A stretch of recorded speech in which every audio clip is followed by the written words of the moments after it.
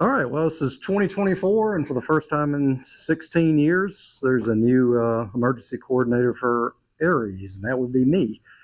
So, yeah, new sheriff in town.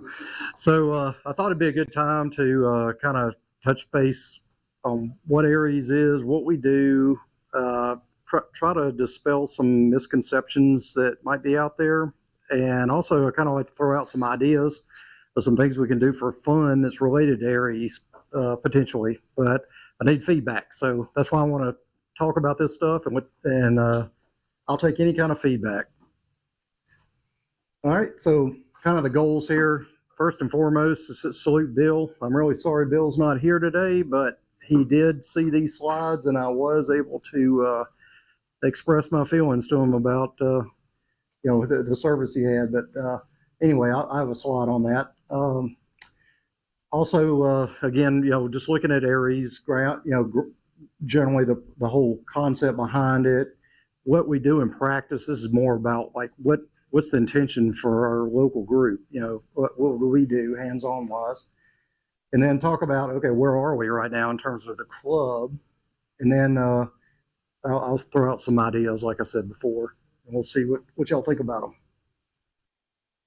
All right, so there's Bill. He's behind the bars because this picture was taken last year. Now he's on this side of the bars, so he's free. But anyway, I just wanted to say a hearty thanks to him because the amount of work that he does is incredible, or that he has done over the years is incredible. It's hard to appreciate that because he doesn't toot his horn or anything, but he was just doing it behind the scenes. And now I got to see it firsthand, go through the motions with him on what all he does, and it's a lot. And I'm impressed with Aries Net because it's well attended. And one thing I really respected about Bill is he always had a topic to cover every week that was pertinent and interesting. And so I hope I can continue that. And he kept the jailbreak marathon thing going, and that's an excellent community service opportunity for us to go set up a field station, get practice doing that, and do a little bit of community service, which we're expected to do in Aries. So, and then the final thing is bringing me up to speed. I was super impressed with how organized Bill had everything, in terms of who all the people are that are active in Aries, how many are trained. He had great records, and he spent a lot of time with me. He took me around to meet people around at the OEM building and at the hospital and various places. So I really appreciate that. And also, finally, he's willing to stay engaged. So he's not just throwing it over the fence. Like I think most of the jobs I went into during my career, it was basically, if I was really lucky, it was here's the coffee pot and there's the bathroom. Otherwise, it's kind of like I show up to a nasty office is full of junk, and I'm like, where do I even start? So anyway, he's going to stay engaged and kind of help me along here as we get going. All right, so this is background. Most of y'all have heard this before, but I just wanted to say it. The FCC was created in 1934, and the idea behind it was that amateur radio could fill a need. Is there a problem?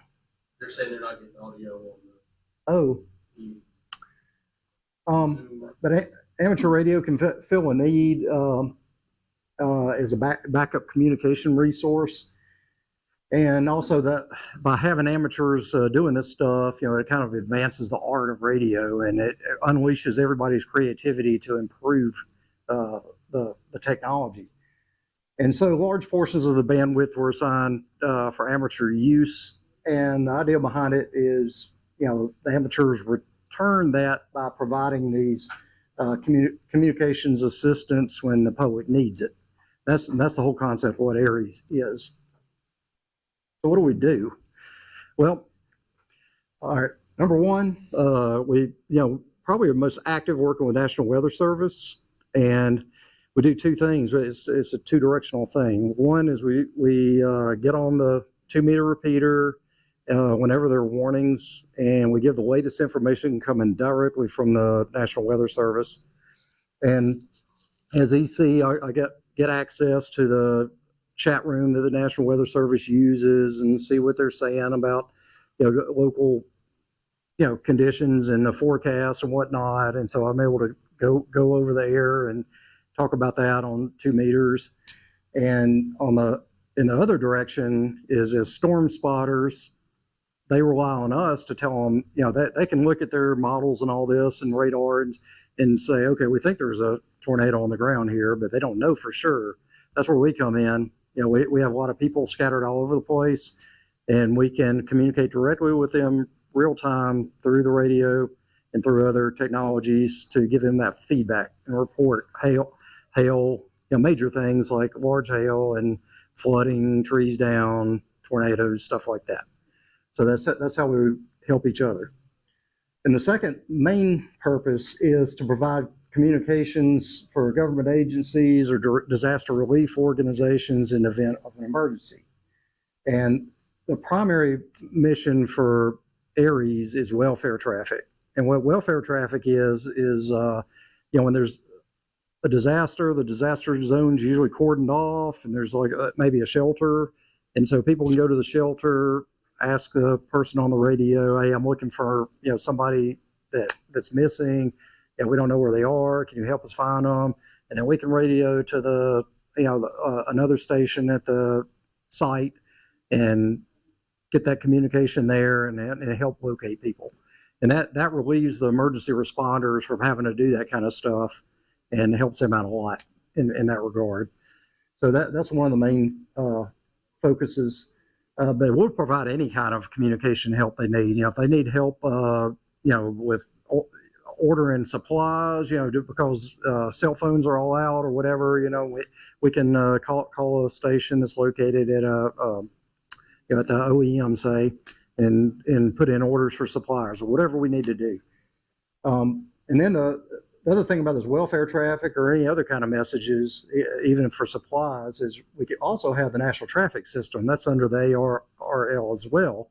And that's kind of like a complement to ARES, because that whole system's set up just for this purpose, so that we can get communications, in the county, in the state, in the region, all the way across the U.S. or even internationally with this traffic system. And that's why we practice traffic nets, right? I get on the 3980 net usually twice a day, and it's really effective. And we practice doing that. I've sent some radiograms myself, through the system, and I've received some. So that's how all that works together. And then another mission is to provide communications during exercises. So if the OEM says, okay, we're going to simulate an emergency for training, and you guys deploy and do your thing, and so we're all trained and we know how to work with each other. So that's another. And then finally, public service events like the jailbreak triathlon, like we talked about a minute ago. We can do that type of thing too, and that's a valuable service because we're out there. If somebody gets hurt, we can radio it in and get the EMS or whatever to. Yeah, and the bike race too. Exactly. Yep. All right, so let's talk about emergency activation. What would happen for us to be activated and actually go out and do some of this stuff, like in regard to emergencies specifically?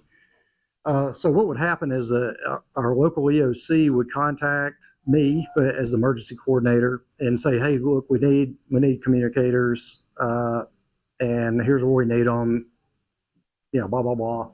And so I'll say, okay, let me go see what I can rustle up, so then we'll go call the people that are trained and willing to respond, okay? And so there are two key points here, and these are sources of misconception. Okay, what does train mean?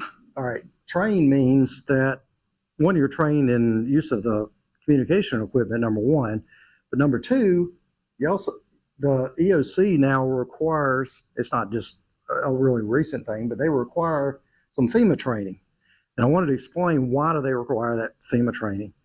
And the reason why is because there's something called NIMS. It's National Incident Management System. All right, and what that is nationwide, all the way from officer issuing a traffic ticket to Hurricane Katrina flood in New Orleans. There's one system for for dealing with incidents. Okay, and it's a really flexible system. But the idea, the value in it is that all the different roles in this in an emergency organization or emergency response organization are called the same thing, and the communications are designed to be interoperable so that you might we might have a EOC here that is specialized in tornado response, right? Because that's probably our highest risk thing.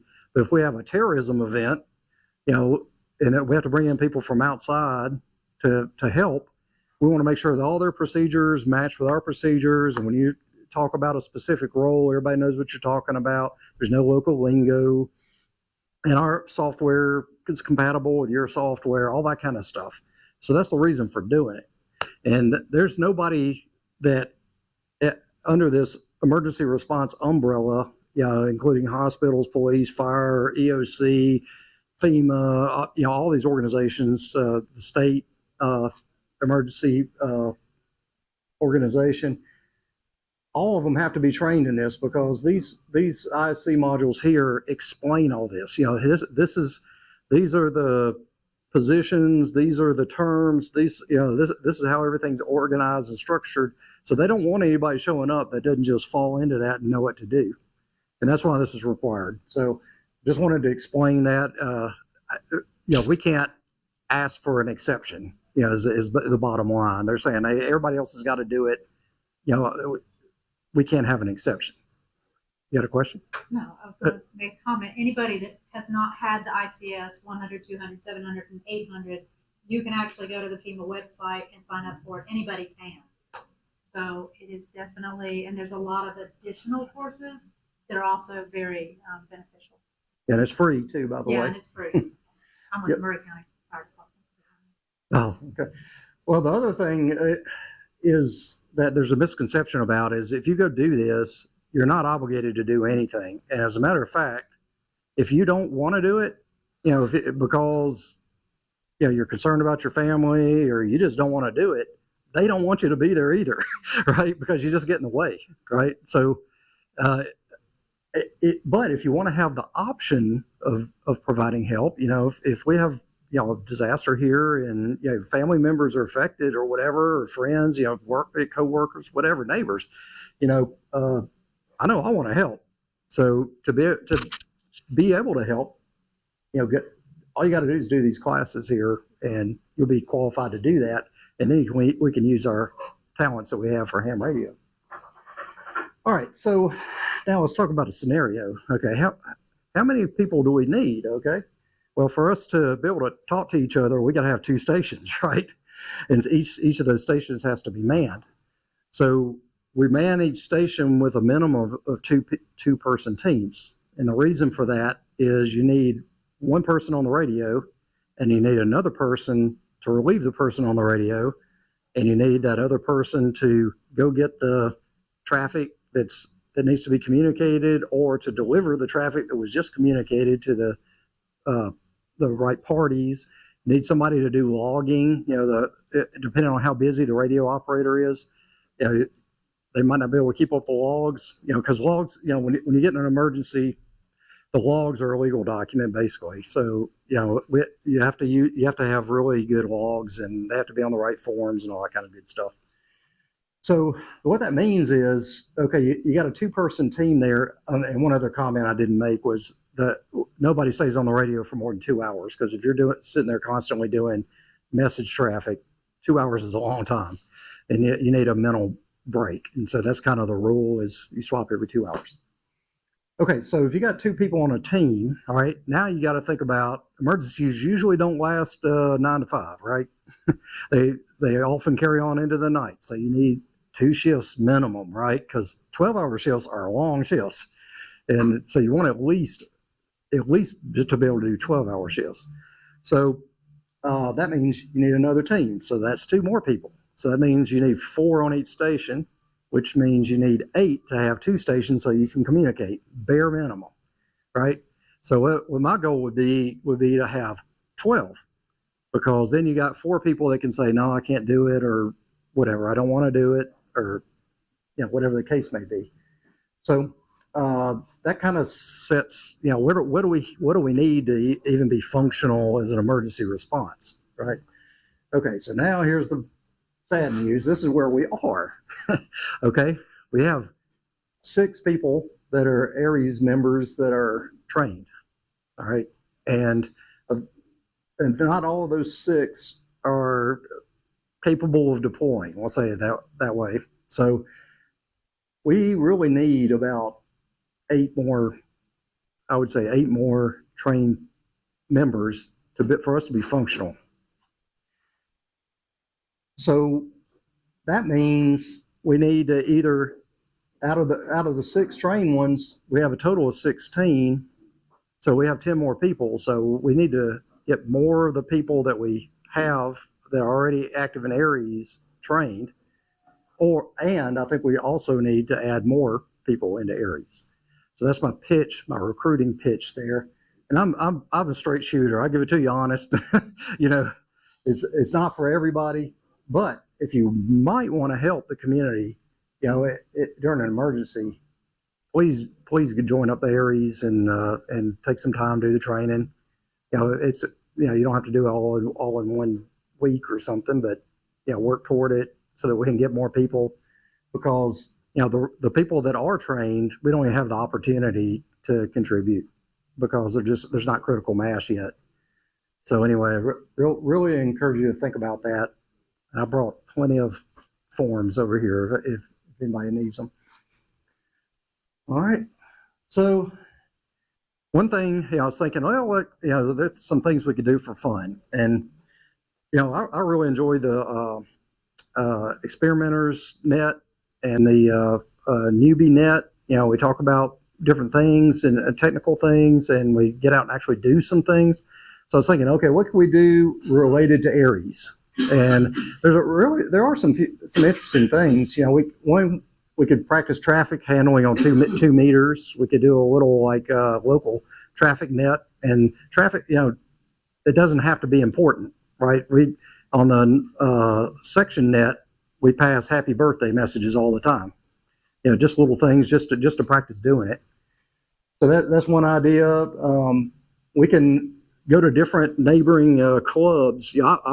I go to the Giles County club meetings too, and I really enjoy learning the different things. They have different expertise there than we have here, and to me, it's really enriching, and it's really satisfying to me to I tell them a lot of stuff that we learn here, and vice versa. I bring some of the stuff that I learned from them here, and I think it enriches all of us to do that. And we might even want to do some face to face or joint nets or something like that with them. Not just Giles County, but Williamson County, some of the other ones around.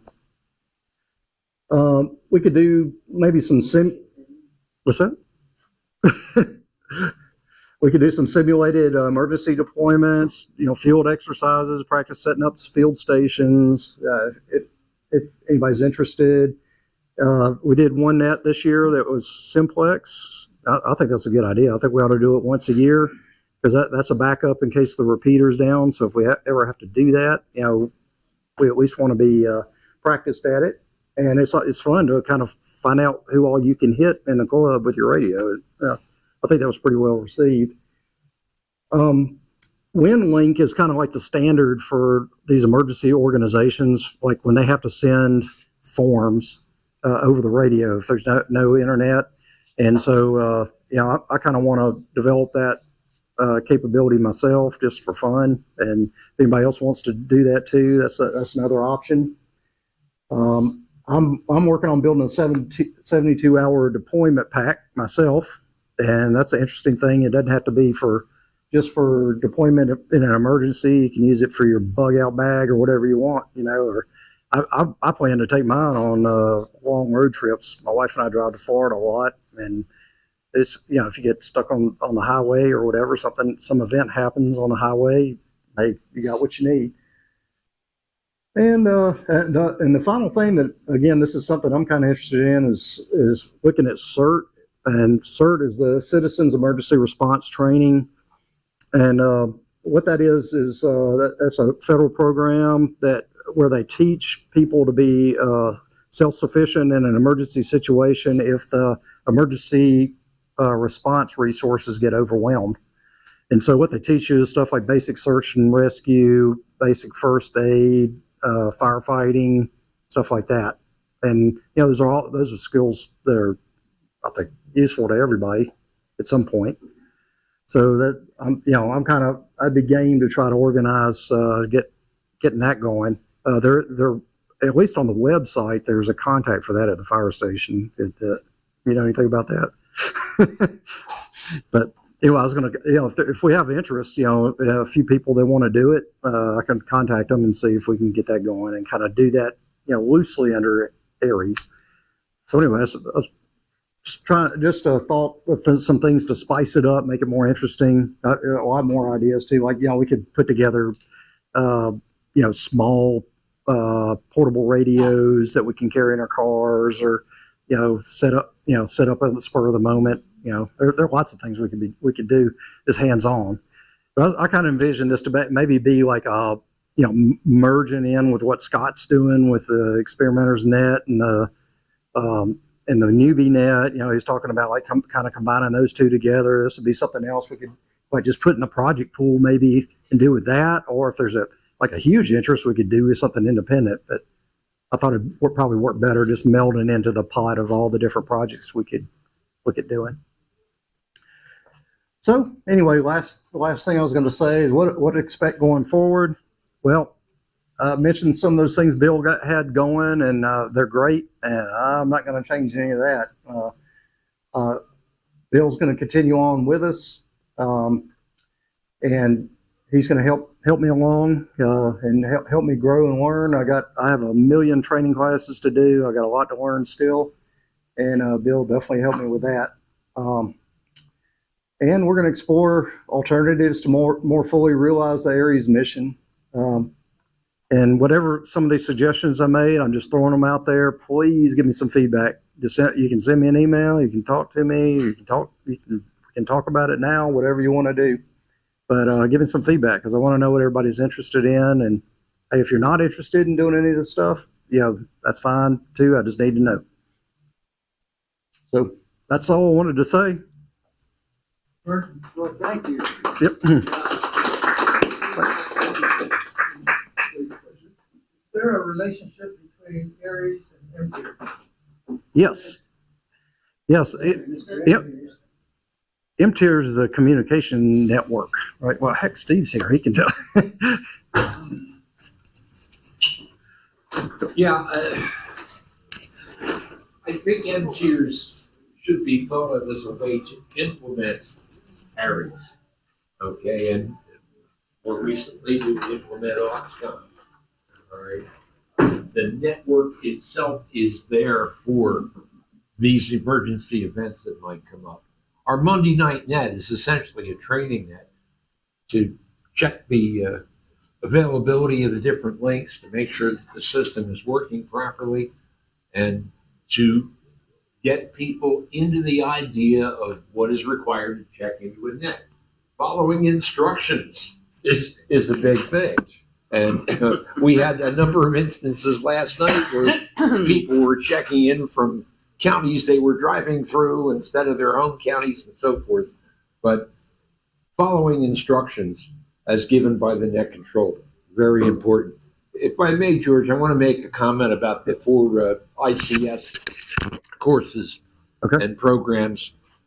ICS 100, 200, 700, and 800. They're really pretty easy, all right? Your certification is an open book test, okay? So you can go through there and go back through the material you just read and answer the questions. They print out some nice certificates. If you got a color printer, they do a pretty nice job with that. But what they mostly deal with almost repetitively is the chain of command, all right? Who is in charge? What is the responsibility of the first person at a scene, whether it be a drill scene, a disaster scene, a fire, an accident, whatever it might be, all right? And as George mentioned, who is responsible for what during those circumstances? So just because you've got to take those 4 courses to be part of Aries, don't be deterred by it. It's really not as difficult as it sounds. One thing about the net, this kind of a pet peeve of mine is people that want to relay in other stations that didn't even turn on the radio. Okay, because okay, all right. There was an article in QST maybe 35 years ago about increasing the body count, I think is what it was. And it goes back to the days where the Department of Defense was inflating the casualties in the Vietnam War to make it sound better than it really was. I have an issue with that. Within the last year and a half, we started logging in relayed contacts differently so that we know, okay, I think last night we had 6 stations checking in by relay from somebody else. Mm-hmm. Now, there are instances, we had a Giles County station who just was not making the link. That's, to me, a legitimate use of a relay, all right? But I never relayed Janie in. I know Dale out in Putnam County always relays in his wife. Jared over in Bedford County relays in Ashley. And they all have different circumstances, but pick up the microphone and check in yourself. Well, the key is that when you're doing a training net, you're trying to validate that the whole thing works, right? And so that means your radio works. You make the link. You communicate effectively. All of that, right? Yeah. And so relaying somebody else in doesn't prove anything. It's and this dovetail. I've offered to do a program on MTers next month, but the powers that be are willing. But it all dovetails together, and the function of MTers and the weekly training nets. We have the hospital net, which has a whole different function once a month. I know Bill Reed, W4WRR, is very active in that as well. mm-hmm. And that's a whole nother ball of wax.